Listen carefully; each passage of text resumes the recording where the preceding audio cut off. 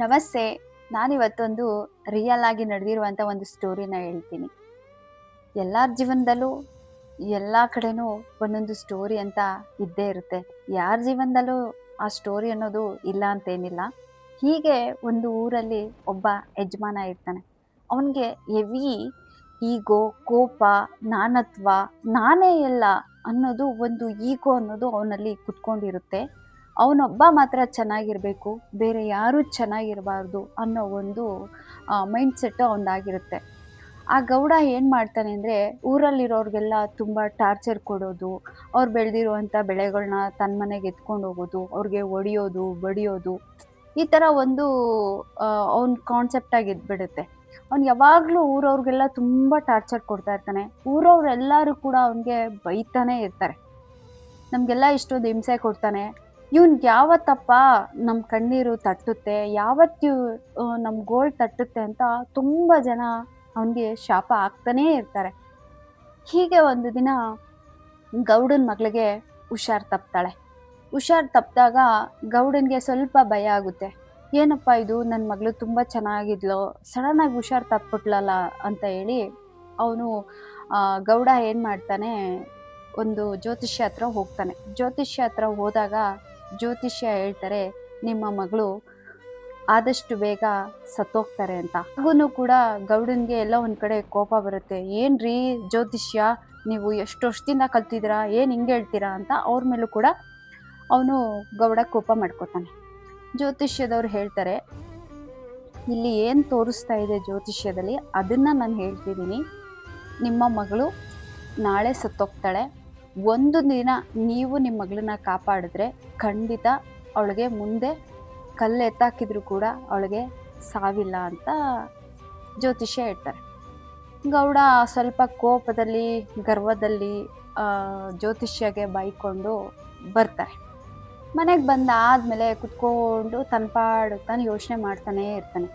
ಏನು ಇವ್ರು ಹಿಂಗೆ ಹೇಳ್ಬಿಟ್ರು, ಏನು ಮಾಡೋದು ನನ್ನ ಮಗಳನ್ನ, ಒಂದು ದಿನ ಕಾಪಾಡಿದರೆ ಸಾಕು ಅಂತ ಹೇಳಿದಾರಲ್ಲ, ಸರಿ ಆಯಿತು ಅಂದ್ಬಿಟ್ಟು ತನ್ನ ಮಗಳನ್ನ ಬೆಳಗಿನ ಜಾವ ಕೋಳಿ ಕೂಗೋ ಟೈಮ್ ಮುಂಚಿತವಾಗೇ ಅವನೇನು ಮಾಡ್ತಾನೆ, ಅವನ ಮನೆಯಲ್ಲಿ ಭತ್ತ ಹಾಕೋಕ್ಕೆ ಅಂತ ಒಂದು ಕಣಜ ಇರುತ್ತೆ.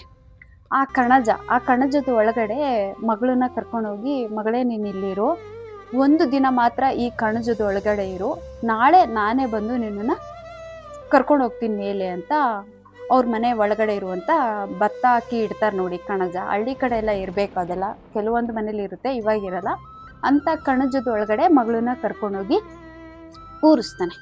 ಕೂರಿಸ್ಬಿಟ್ಟು ಮಗಳಿಗೆಲ್ಲ ಹೇಳ್ತಾನೆ, ಎಲ್ಲೂ ಈಚೆ ಬರಬೇಡ, ನಾನು ಕರ್ಕೊಂಡು ಹೋಗೋವರೆಗೂ ನೀನು ಈಚೆ ಬರಬಾರ್ದು ಅಂತ ಮಗಳಿಗೆ ಹೇಳ್ತಾನೆ.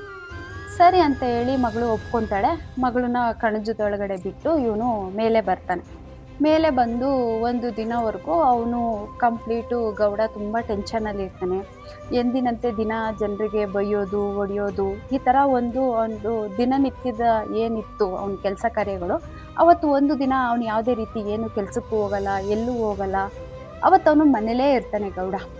ಯಾಕೆಂದರೆ ನನ್ನ ಮಗಳಿಗೆ ಇವತ್ತು ಸಾವಿದೆ ಅಂತ ಜ್ಯೋತಿಷ್ಯ ಹೇಳಿದ್ದಾರೆ, ಇವತ್ತೊಂದು ದಿನ ನಾನು ಕಾಪಾಡ್ಕೊಂಡ್ಬಿಟ್ರೆ ಆವಾಗ ನನಗೆ ಒಂದು ಧೈರ್ಯ ಅಂತ ಹೇಳಿ ಆವತ್ತಿನ ದಿನ ಅವನು ಫುಲ್ಲು ಟೆನ್ಷನಲ್ಲಿ, ಏನೋ ಒಂದು ಅವನ ಮುಖದಲ್ಲಿ ಇದ್ದಂಥ ಕೋಪ, ಈಗೋ ಎಲ್ಲ ಕಂಪ್ಲೀಟ್ ಕಮ್ಮಿ ಆಗಿ ಅವನಿಗೆ ಅವನ ಮಗಳ ಮೇಲೆ ಒಂದು ಚಿಂತೆ ಸ್ಟಾರ್ಟ್ ಆಗುತ್ತೆ.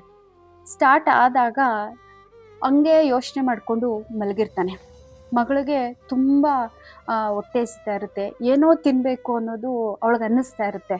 ಮಗಳು ಏನು ಮಾಡ್ತಾಳೆ ಅಂದರೆ, ಪಕ್ಕದಲ್ಲೇ ಇದ್ದಂಥ ಕಣಜದೊಳಗಡೆ ಒಂದು ಮಡಿಕೆ ಇರುತ್ತೆ. ಆ ಮಡಿಕೆಯಲ್ಲಿ ಅಕ್ಕಿ ಇರುತ್ತೆ. ಸರಿ ಅಕ್ಕಿ ಇದೆಯಲ್ಲ, ಅಕ್ಕಿ ತಿನ್ನೋಣ ಅಂತೇಳಿ ಅವಳೇನು ಮಾಡ್ತಾಳೆ, ಕಣಜದ ಒಳಗಡೆ ಇರುವಂಥ ಮಡಿಕೆ ಪ್ಲೇಟ್ನ ಓಪನ್ ಮಾಡ್ತಾಳೆ. ಓಪನ್ ಮಾಡಿ ಅವಳು ಕೈ ಇಡ್ತಾಳೆ. ಆ ಮಡಿಕೆ ಒಳಗಡೆ ನಾಗರವಿರುತ್ತೆ. ನಾಗರಾವು ಅವಳಿಗೆ ಕಚ್ಚಿಬಿಡುತ್ತೆ. ಕಚ್ಚಿದಾಗ ಅವಳಿಗೆ ಕೂಕೊಂತಾಳೆ. ಕೂಕೊಂಡಾಗ ಅಪ್ಪನಿಗೆ ಕೇಳಿಸಲ್ಲ. ಅವಳೇನು ಮಾಡ್ತಾಳೆ, ಕೊನೆಗೆ ವಿಷ ಕಕ್ಕಿ ಅಲ್ಲೇ ಸತ್ತೋಗ್ತಾಳೆ. ಸತ್ತೋದಾಗ ಅಪ್ಪ ಏನು ಮಾಡ್ತಾನೆ, ಬೆಳಗ್ಗೆ ಆಗುತ್ತೆ. ಬೆಳಗ್ಗೆ ಆದಾಗ ಸದ್ಯ ನನ್ನ ಮಗಳನ್ನ ಇವಾಗ ಹೋಗಿ ಕರ್ಕೊಂಬರೋಣ ಅಂತೇಳಿ ಅವನು ಕಣಜದೊಳಗಡೆ ಇಳಿತಾನೆ. ಕಣಜದೊಳಗಡೆ ಇಳಿದಾಗ ಮಗಳು ಸತ್ತಿ ಮಲಗಿರ್ತಾಳೆ. ಅವನಿಗೆ ಏನು ಮಾತಾಡಬೇಕು ಅಂತ ಆ ಟೈಮಲ್ಲಿ ಗೊತ್ತಾಗಲ್ಲ. ಹೆಚ್ಚಿದ ನಾಗರಾವು ಅದು ಕೂಡ ಸತ್ತಿ ಅಲ್ಲೇ ಮಲಗಿರುತ್ತೆ. ಸತ್ತಿರೋ ಮಗಳನ್ನ ಎತ್ಕೊಂಡು ಬಂದು ಮನೆ ಬಾಗ್ಲ ಹತ್ರ ಮಲಗಿಸ್ಕೊಂಡು ತುಂಬಾ ಗೋಳಾಡ್ತಾ ಇರ್ತಾನೆ. ಊರ್ ಜನ ಎಲ್ಲ ಬಂದು ಗೌಡನ ಮಗಳನ್ನ ನೋಡಕ್ಕೆ ಅಂತ ಬಂದು ನಿಂತ್ಕೊಂಡಾಗ ಒಬ್ಬೊಬ್ರು ಹೇಳ್ತಾರೆ, ಅಲ್ಲಪ್ಪ ನಮ್ನೆಲ್ಲ ಎಷ್ಟೊಂದೆಲ್ಲ ಒಟ್ಟೋಡ್ಸ್ಕೊಂಡೆ, ಎಷ್ಟೆಲ್ಲ ನಮಗೆ ಮೋಸ ಮಾಡಿದೆ, ನಾವು ಬೆಳೆದಿರುವಂಥ ಬೆಳೆ ಎಲ್ಲ ತಗೊಬಂದು ನಿನ್ನ ಮನೆ ಬಾಗ್ಲು ಹಾಕೊಂಡು ನಮ್ಗೆ ಎಷ್ಟೆಲ್ಲ ತೊಂದರೆಗಳು ಕೊಟ್ಟು. ಗೌಡನ್ಗೆ ತುಂಬ ದುಃಖ ಆಗುತ್ತೆ. ಅವಾಗ ಗೌಡನ್ಗೆ ಯೋಚನೆ ಬರುತ್ತೆ, ನಾನು ಮಾಡಿದಂಥ ದ್ರೋಹ, ವಂಚನೆ, ಜನಕ್ಕೆ ಮೋಸ ಇವತ್ತು ನನ್ನ ಕಣ್ಮುಂದೆ ನನ್ನ ಮಗಳು ಸಾವನ್ನ ನೋಡಬೇಕಾಗಿತ್ತು. ನಾನು ಮಾಡಿರೋ ಪಾಪಕ್ಕೆ ಇವತ್ತು ನನ್ನ ಮಗಳು ಬಲಿಯಾದ್ಲು ಅಂತ ಗೌಡನ್ಗೆ ಪಶ್ಚಾತ್ತಾಪ ಆಗುತ್ತೆ. ಗೌಡ ಮಗಳನ್ನ ಮಣ್ಣು ಮಾಡಿ ಬರ್ತಾನೆ. ಬಂದಮೇಲೆ ಅವನಿಗೆ ತುಂಬ ಚಿಂತೆ ಸ್ಟಾರ್ಟ್ ಆಗುತ್ತೆ. ಅವನಲ್ಲಿದ್ದಂಥ ಕೋಪ, ದುರಹಂಕಾರ ಎಲ್ಲ ಇಳಿಯುತ್ತೆ. ಅವನು ಯೋಚನೆ ಮಾಡೋದೊಂದೇ, ನಾನು ಬೇರೆಯವ್ರಿಗೆ ತೊಂದರೆ ಕೊಟ್ಟೆ, ಇವತ್ತು ನಾನೇ ತೊಂದರೆಗೆ ಸಿಗಾಕೊಂಡೆ, ನಾವೇನು ಕೊಡ್ತೀವಿ ಅದೇ ನಮಗೆ ರಿಟರ್ನ್ ಬರುತ್ತೆ ಅನ್ನೋದು ಅವನಿಗೆ ಅರಿವಾಗುತ್ತೆ. ಅವನು ಯಾವಾಗಲೂ ಒಂದು ಮಾತು ಹೇಳ್ತಿದ್ದಂತೆ, ನನ್ನನ್ನು ಯಾರೂ ಏನೂ ಮಾಡೋಕ್ಕಾಗಲ್ಲ ಅಂತ. ಯಾರೂ ಏನೂ ಮಾಡೋಕ್ಕಾಗಲ್ಲ ಅಂತ ಅವನು ಅಂದ್ಕೊಂಡಿದ್ದ.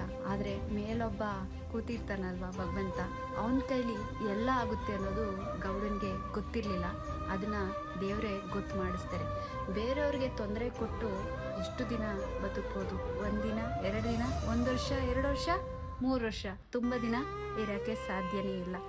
ಎಲ್ಲರಿಗೂ ಸಾವು ಅನ್ನೋದು ನಿಶ್ಚಯ ಆಗಿರುತ್ತೆ. ಹಾಗಾಗಿ ಈ ದುರಹಂಕಾರ, ನಾನತ್ವ, ನಾನೇ ಅನ್ನೋದು ಯಾವುದು ಕೂಡ ಇಲ್ಲ. ಎಲ್ಲ ಒಂದು ದಿನ ಮಣ್ಣಾಗಲೇಬೇಕು, ಮಣ್ಣಾಗುತ್ತೆ. ದೇವರಿದ್ದಾರೆ, ಮಾಡಿದ ಪಾಪಕ್ಕೆ, ಮಾಡಿದ ಕರ್ಮಕ್ಕೆ ಮಾಡಿದವರೇ ಅನುಭವಿಸ್ತಾರೆ.